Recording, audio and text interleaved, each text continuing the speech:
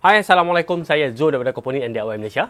Hari ini kita sambung lagi dengan siri video untuk sistem kuasa solar bagi ternakan ikan siakap secara aquaponik. Video ni sebenarnya adalah bersiri yang mana sebelum ni saya dah tunjukkan cara untuk tuan-tuan buat kiraan untuk tentukan saiz solar panel, saiz bateri dan juga saiz solar charge controller dan juga peralatan-peralatan lain yang diperlukan untuk sistem kuasa solar. Ini adalah sambungan pada siri video tersebut. Jadi bagi tuan-tuan yang belum tengok lagi video sebelum ni, boleh tengok dekat playlist. Saya sediakan playlist khas untuk sistem kuasa solar bagi sistem aquaponik untuk ternakan ikan siakap ni.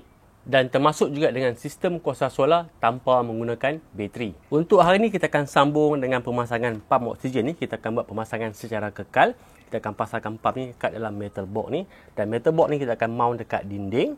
Dan selain daripada tu, kita akan cuba lagi satu speed controller yang baru. Speed controller yang kita nak guna hari ni, dah lama saya beli. Saya pun tak tahu saya beli dulu untuk projek apa. Dan saya akan test gunakan speed controller ni. Dan pump yang kita gunakan ni adalah pump 12 volt DC. Dan sistem kuasa solar yang kita dah buat sebelum ni adalah sistem 12 volt DC dan tanpa inverter. Jadi lebih sesuai kita gunakan pump yang menggunakan power DC. Okey, first kita nak test dulu kita punya speed controller ni sebab kat sini dah ada supply. Inilah sistem kuasa solar yang kita pasang dalam video sebelum ni. Saya dah tunjukkan satu persatu, step by step macam mana tuan-tuan nak set up sistem kuasa solar ni. Bateri ada kat bawah. Dan dekat video description pun saya dah letakkan link untuk tuan-tuan beli peralatan-peralatan yang digunakan untuk set up sistem kuasa solar ni. Untuk sistem ni, bahagian load ataupun output daripada solar charge controller ni, saya dah sambungkan kepada fuse block dan saya letakkan satu breaker untuk matikan supply kepada fuse block ni. Jadi dekat sini, kat fuse block ni kita dah ada supply 12 volt DC dan sambungan ni adalah selamat sebab dah protected dengan fuse ni. Dan tujuan saya pasangkan breaker ni adalah untuk matikan supply semasa nak buat maintenance ataupun kita nak buat sambungan kepada load dekat fuse block ni.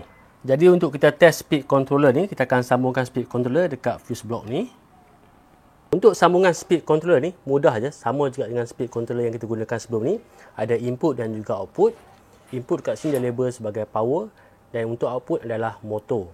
Ini bahagian yang kita akan sambungkan dekat fuse block. Sini untuk sambungan bahagian negatif. Pastikan breaker dalam keadaan off. Dan yang ada fuse pula adalah untuk positif. Kita pasangkan dulu cover ni. Dekat sistem ni juga saya dah pasangkan dengan CCTV kamera untuk tujuan testing. Sebab selepas ni kita akan ada tutorial tentang pemasangan CCTV. Dan untuk tutorial tu bukan setakat tuan-tuan boleh belajar untuk pasang CCTV dekat rumah. Tapi juga tuan-tuan boleh gunakan ilmu yang saya akan share nanti untuk tuan-tuan buat bisnes tentang pemasangan CCTV. Dan untuk tutorial tu nanti memang beginner friendly. Tuan-tuan yang tak pernah langsung pasang CCTV pun tuan-tuan boleh pasang sendiri CCTV dan juga tuan-tuan boleh buat bisnes untuk pemasangan CCTV. Kemudian bahagian output ataupun motor dekat speed controller ni kita akan sambungkan kepada pump ni. Okey, dah siap buat sambungan positif dengan positif dan negatif dengan negatif. Saya nak lekatkan dekat board ni dengan menggunakan double sided tape ni supaya mudah untuk kita tengok. Okey, kita onkan balik breaker. Oh, pump dah terus hidup. Stop dulu. Okey, untuk speed controller ni mudah untuk kita kontrol sebab dia gunakan nombor. Kita boleh setkan kelajuan ikut nombor ni. Cuma satu je masalah sebab output daripada speed controller ni adalah PWM. Jadi ada masa pump ni akan mati, kemudian dia akan hidup balik. Dia intermittent. Tapi untuk buat sementara ni, kita akan pakai dulu yang ni. Sementara saya nak cari yang lebih baik.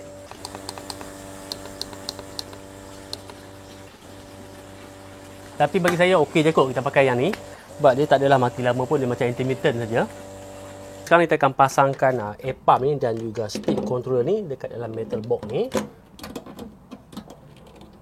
Dekat dalam metal box ni nanti pump saya akan letakkan di bahagian bawah ni.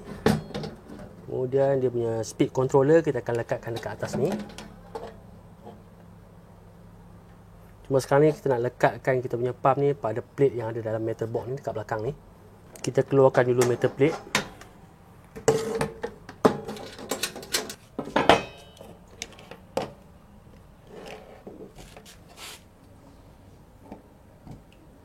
Untuk lekatkan pump ni pada plate yang kat belakang ni, saya akan gunakan kabel tie ni. Ini kabel tie yang heavy duty. 5-6 tahun pun insyaAllah tak ada masalah lagi. So kita kena tebuk lubang dekat plate ni untuk kita masukkan kabel tie untuk kita ikat pump ni pada plate ni. Kita tandakan untuk kita buat lubang nak pasangkan kabel tie.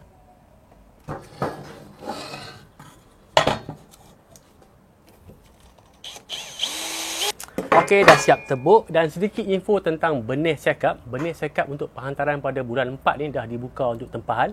Jadi dekat bawah dekat video description saya akan letakkan nombor telefon Encik Syarizan daripada Benut Aquamarine untuk tuan-tuan order benih check-up. Okey, kita ikatkan dulu pump ni pada metal plate.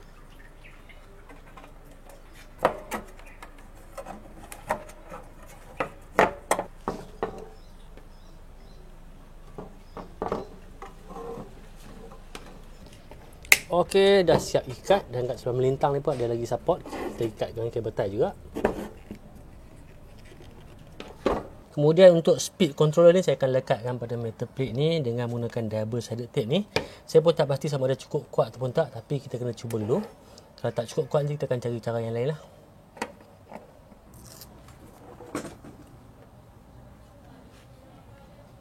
Okey, satu masalah yang mungkin akan timbul kejap lagi adalah tentang bunyi. Sebab pump ni bila hidup dia akan bergegar dan kita letak pula dalam metal box macam ni. Dan bila pump ni bergegar, box ni bergegar, dia akan bunyi kuat lah. Tapi saya pun tak pasti setakat mana bunyi tu nanti. Kita pasang dulu baru kita tahu apa masalah yang akan timbul selepas ni. Dan kalau bunyi ni terlalu kuat, kita akan cari cara untuk kita kurangkan bunyi pump ni. Untuk bahagian atas ni, laluan kabel untuk power nanti saya akan pasangkan dengan kabel gland ni.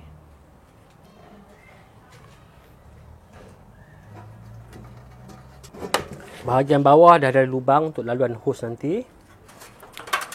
Okey, untuk pump ni saya akan pasangkan dekat bahagian sini, dekat tiang ni. Jadi kita akan mountkan box ni pada tiang. Kemudian baru kita boleh pasangkan pump dekat dalam box ni. Bahagian sini sebenarnya tak ada bumbung, tapi plan saya nanti bahagian sini pun saya akan pasangkan bumbung. Tapi tak tahulah bila nak pasang lagi. Saya akan tandakan dulu kedudukan lubang. Sebelum ni dekat sini ada tangki yang besar tu, tapi tangki saya dah keluarkan tadi. Saya nak cuci tangki, nak buat persediaan tangki untuk masukkan benih check-up. Sebab tadi saya dah kontak Cik Syarizan daripada Benut Aquamarine. Dia estimate penghantaran benih pada 22 ataupun 23 bulan 4. Bermakna saya ada lebih kurang 3 minggu lagi untuk buat persiapan tangki. Dan kita nak kena siapkanlah sistem kuasa solar ni. Dan lagi satu perubahan yang saya nak buat adalah tentang kedudukan tangki yang besar ni. Sebelum ni tangki kat sebelah sana. Saya ingat saya nak ubah tangki ni letak sebelah sini pula. Dan untuk sistem hidroponik dash bucket ni, sistem dah lama tak function.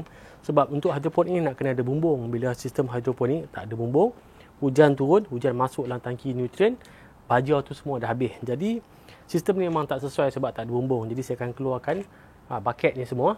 Dan plan saya untuk bucket ni saya akan letakkan dekat atas tembok belakang ni untuk sistem aquaponik.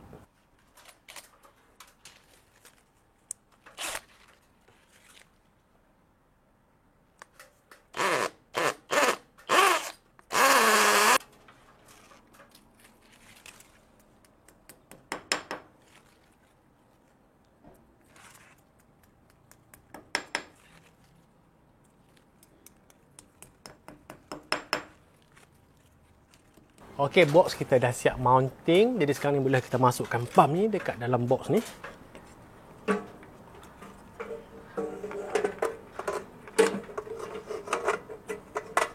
Okey, inilah gambaran pemasangan setakat ni. Pump kita dah masuk ke dalam box. Dan bahagian atas ni adalah laluan untuk kabel ni. Kabel power akan sambung kepada fuse box dekat sistem kuasa solar. Kabel power saya dah keluarkan pada bahagian atas. Kemudian untuk sebelah atas pada box ni ada lubang-lubang ni saya akan seal dengan menggunakan silikon rubber ni. Lepas kita dah seal ni, kita dah boleh test lah pump ni. Okey, pump kita dah siap pasang, cuma hose kita belum pasang lagi. Jadi sebelum tu saya nak cuba onkan dulu pump ni.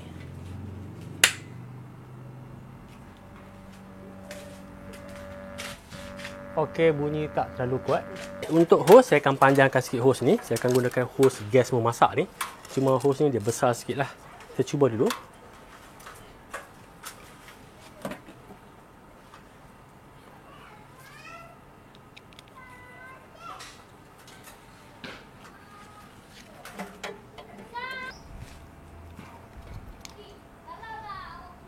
Inilah gambaran kekuatan pump oksigen ni sekarang. Saya pasangkan 4 acetone, 3 kat dalam ni dan lagi satu dalam biofilter. Pump tu dah cukup kuat bagi saya, tapi yang penting sekarang ni kita nak tengok berapa M yang pump tu tengah draw sekarang ni. Okey, pump tu tengah draw 0.98 dekat 1 M. Jadi kalau bateri yang kita ada bateri 100 mAh, bermaksud pump ni boleh bertahan selama 100 jam. Okey, untuk pemasangan pump oksigen ni dah selesai. Kita dah mountkan pump oksigen dalam kotak dan kita dah buat sambungan kepada hose. Dan angin yang keluar memang bagi saya dah cukup kuat. Dan yang penting current yang draw hanya di bawah 1 A.